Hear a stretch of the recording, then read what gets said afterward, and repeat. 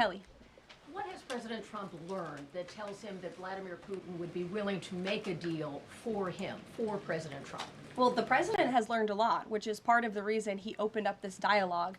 The previous administration, who oversaw the beginning of this war, refused to talk. And President Trump has always said, in order to learn, in order to move the ball forward with diplomacy and towards peace, you have to have open dialogue. And so that's why the president has had several conversations by phone and, of course, an in-person meeting last Friday with President Putin. He also has talked to President Zelensky dozens of times, had him here at the White House yesterday, and he's understanding what both sides want, what both sides are going to have to give up. And he has always said, in order to get a good deal, both sides are going to have to walk away a little bit unhappy. So he continues to learn a lot throughout these conversations, which is why we've seen progress from both sides. And I would also just add, when it comes to learning and moving the ball forward, look at how both Russia and Ukraine have actually talked directly for the first time in many years, thanks to the efforts of this president and this administration. Specifically for President Trump, though, what do you think Putin's motivation is to try to do something for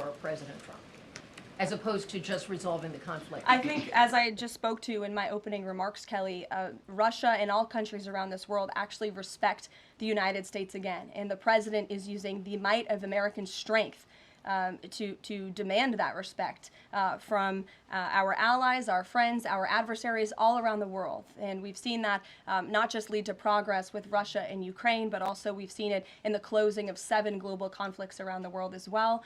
We've seen it with the release of hostages in Gaza. You've seen it with the end of the conflict between India and Pakistan, which could have resulted in a nuclear war if we had not had a president who believed in the strength and the leverage that comes with the job of being the president of the United States of America. Rachel. Thanks, Caroline. Heading into Alaska, a lot of the focus in the talk was on this trilateral meeting between these 3 leaders.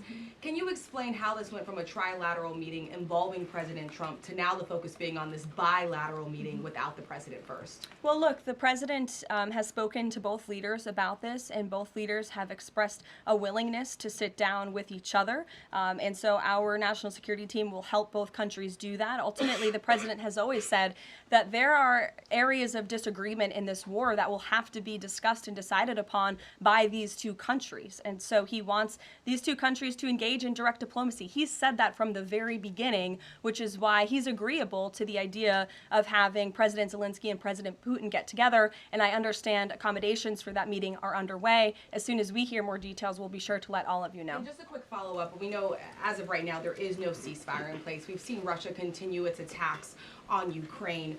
What indications is the president getting from Putin that he wants to have this meeting with Zelensky soon? Because he spoke to him directly yesterday. And he expressed that Haley, sooner rather than later. He spoke to that directly yesterday, and the president put that in his statement that he gave to all of you, the news media, knowing you'd be asking following that conversation in the effort of transparency. Haley. Hey, thanks, Caroline.